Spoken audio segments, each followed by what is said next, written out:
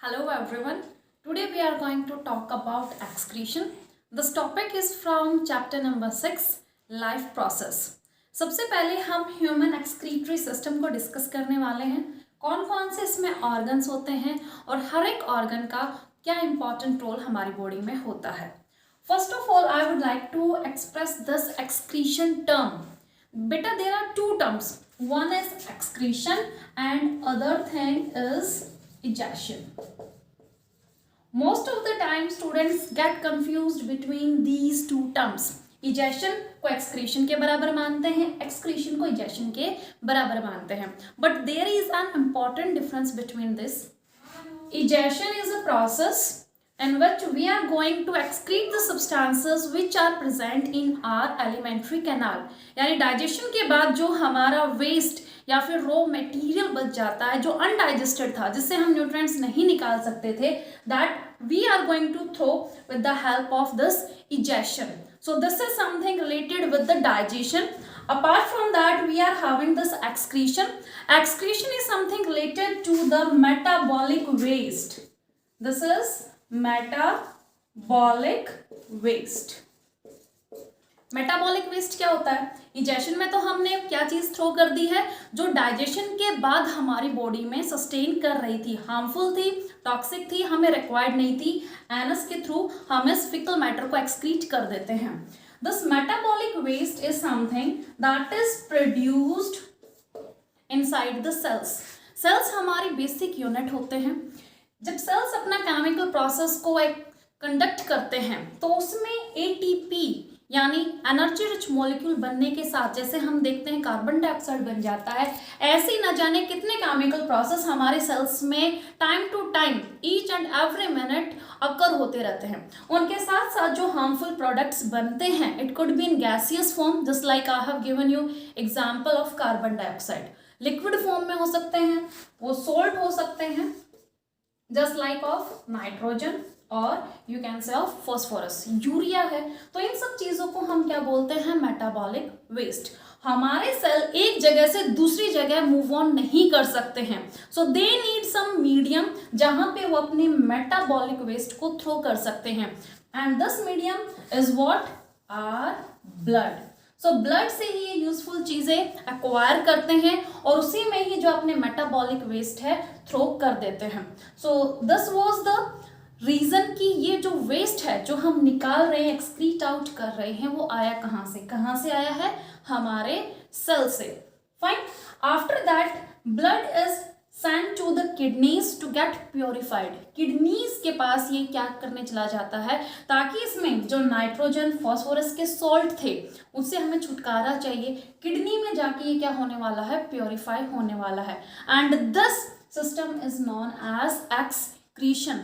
Excretion is a process in which we are going to throw the metabolic waste from the blood. क्योंकि किस में डाले थे हमारे सेल्स ने? ब्लड में डाले थे. ब्लड को प्योरीफाई करके हम ये दोनों जो सोल्ट है इनको निकाल लेते हैं और प्योरीफाई जो ब्लड है उसको वापस बॉडी में सर्कुलेट कर देते हैं.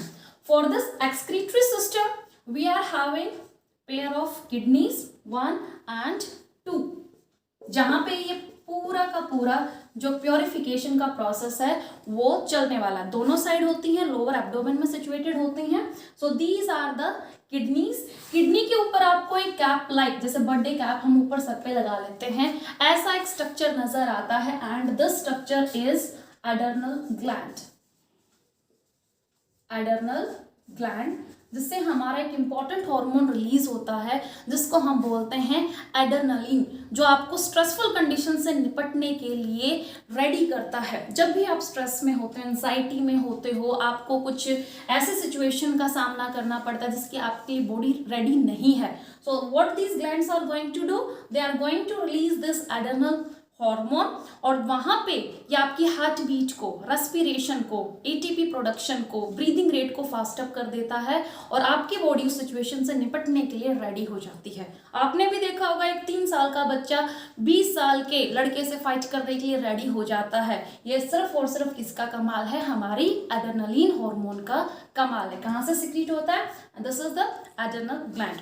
After that kidneys we are having pair of tube like structure, इनको हम क्या बोलते हैं, ureter. So ureter is just like a connecting pipe. Kidneys में ब्लड प्योरीफाई हो रहा है, उस ब्लड से हमने क्या निकाल लिया है, यूरिन। यूरिन को हम स्टोर करते हैं यूरिनरी ब्लैडर में, यूरिनरी ब्लैडर। ये हमारे पास एक होता है, दो किडनी है, दो यूरेटर है, दोनों से एक एक निकल रहे हैं, लेकिन ब्लैडर हमारे पास एक ही होता है जिसमें हमारा यूरिन स्टोर होता है till the time we are not going to eliminate it with the help of urethra. So urethra is what, the terminal point from where this urine is going to release. Fine. So ureter is going to make a connection between this kidney and the urinary bladder. Fine. Bladder के बारे में बात करते हैं। Bladder वो जगह है जैसा एक बलून होता है, काफी फ्लेक्सिबल होता है। So it is not like कि ड्रॉप बाय ड्रॉप यूरिन आता रहेगा and you need to rush to the washroom, कि हर एक ड्रॉप को आपको निकालने की रिक्वायरमेंट है। पहले वो कहाँ पे स्टोर होता है, यूरिनरी ब्लैडर में स्टोर होता है। इसकी कैपेसिटी 400 to 600 ml होती है, यानी तब तक इसमें यूरिन फिल होता रहता है। There will be a time बेटा जब इसकी जो मसल्स है, इसकी जो मेम्ब्रेन है वो फुली स्ट्रेच हो जाती हैं, जैसे एक बलून में हम एयर ब्लो करते हैं। फाइन। तो एक टाइम ऐसा आता है हम उसमें ज्यादा एयर जैसे ही ब्लो करने की कोशिश करते हैं, it is going to burst out. Same is the thing with the urinary bladder. पहले इसमें यूरिन स्टोर होता रहता है, मैक्सिमम कैपेसिटी पे जब इसकी पूरी मेम्ब्रेन स्ट्रेच आउट हो जाती है, उन पे फोर्स लग रहा है, so the signal is send to the brain.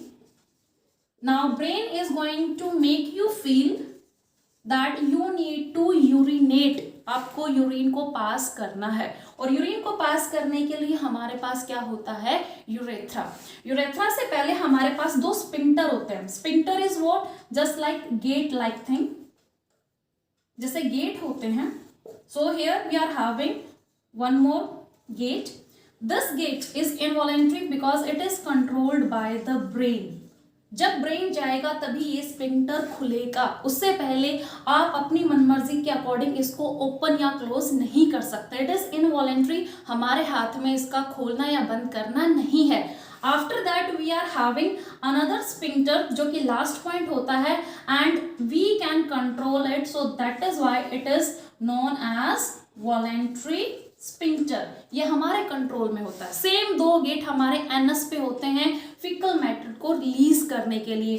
The first one is always controlled by brain, involuntary होता है, और जो लास्ट हमारा स्पिंक्टर होता है एनस पे या यूरेथ्रा की बात आप करेंगे, वो हमारे कंट्रोल में होता है। So it is the voluntary one. So this is all about the excretory system. Pair of kidneys, kidneys के ऊपर एडर्नल ग्लैंड है।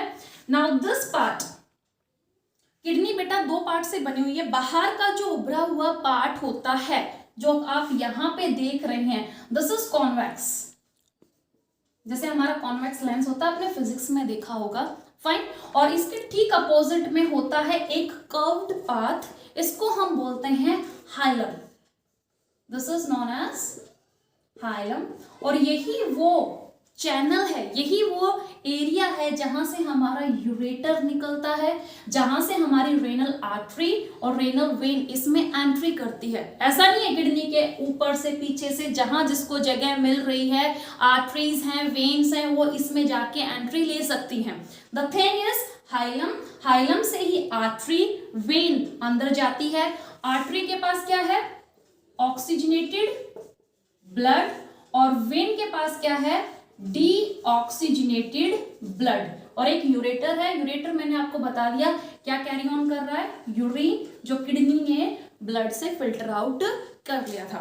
सो this is all about the human excretory system.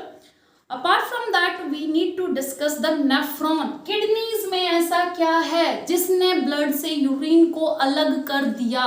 So this thing is a magical cell known as nephron. आइए एक बार उसको देख लेते हैं। So nephron is the basic structural and functional unit of kidney. Kidney में हमारे पास दो किडनी है और एक एक किडनी में बेटा ये स्पेशलाइज सेल्स की पूरी भरमार होती है, पूरी आर्मी बैठी हुई है। फाइन। और ये आर्मी कोई छोटे मोटे नंबर में नहीं होती है।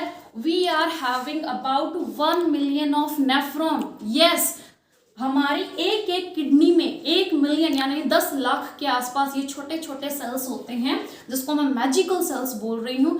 कहने में कितने छोटे हैं, but this is what we are going to perform a specific function of filtration. किसकी फिल्ट्रेशन? ब्लड की। स्टार्ट करते हैं नेफ्रॉन का structure. The first thing we are going to see is Bowman's cup. Cup जो normal चाय का cup होता है, बाउल है, जैसे अंदर से वो कॉन्वेक्स होती है। फाइन, तो ऐसा कॉनकेव वाला स्ट्रक्चर होता है, बाहर से कॉन्वेक्स अंदर से concave. Bowman's cup, Bowman's cup से हमारा पीसीटी यू शेप्ड, जिसको लूप ऑफ हेनले बोलते हैं, फिर से कर्व्ड पाथ होता है and it is going to fuse inside a tubular structure known as collecting duct. So this is what a nephron looks like.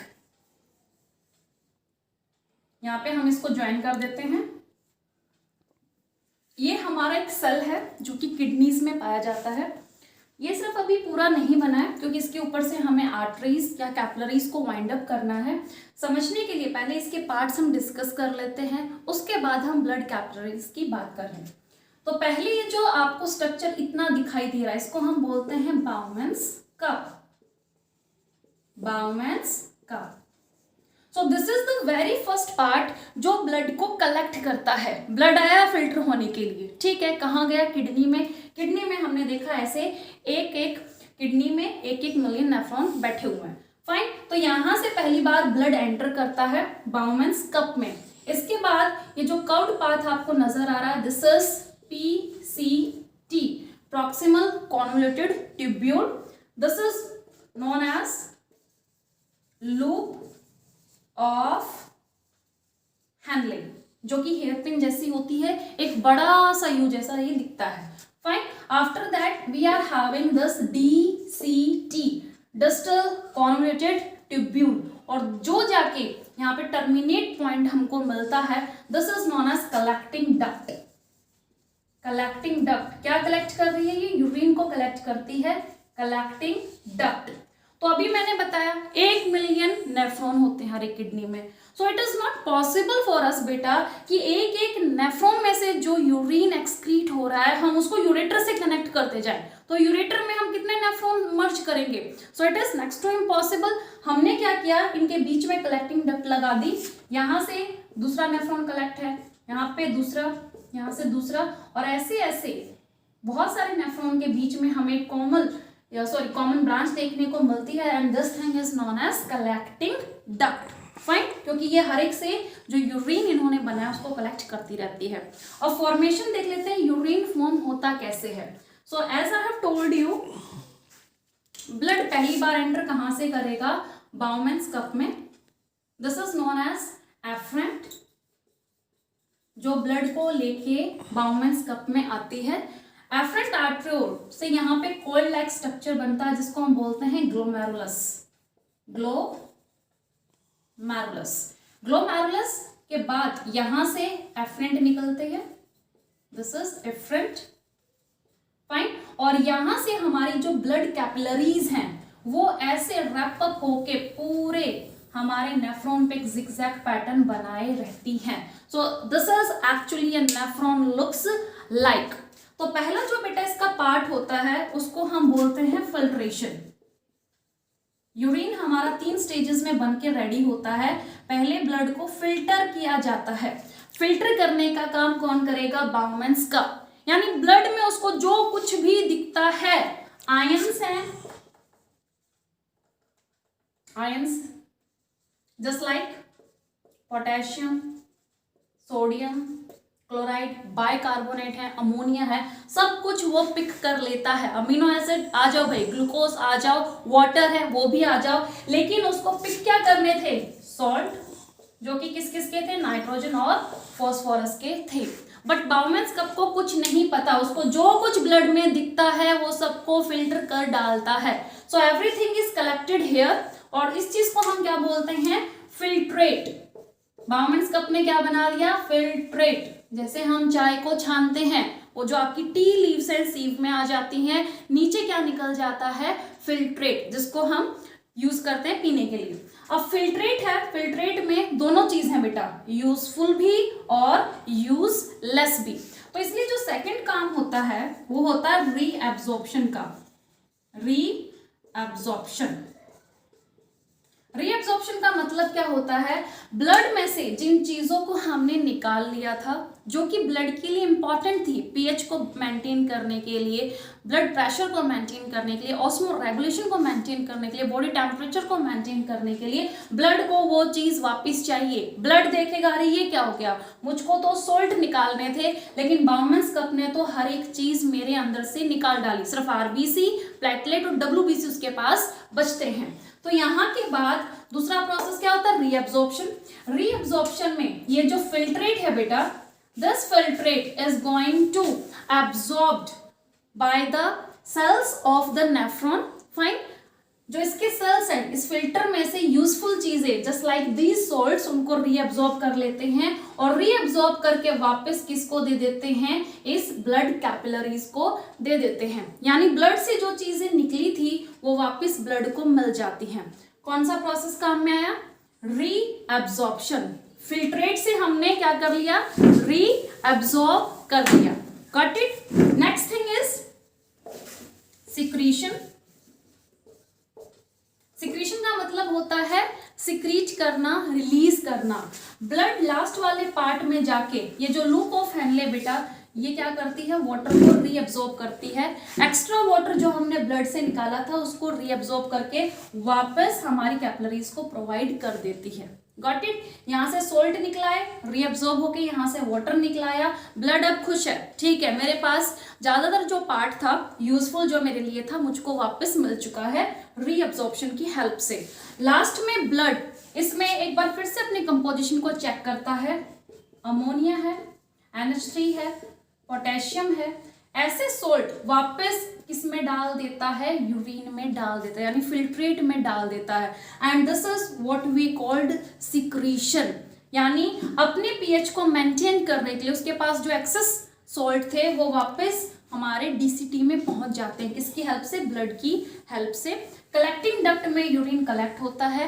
ये कलेक्टिंग डक्ट किसके साथ कनेक्ट होती हैं, यूरेटर के साथ। यूरेटर के बाद की कहानी मैंने आपको बता दी है। यूरेटर उसको यूरिनरी ब्लैडर में लेके जाता है जहां वो स्टोर होता है। After that urethra is going to open firstly with the help of brain, second sphincter is under our control, fine। And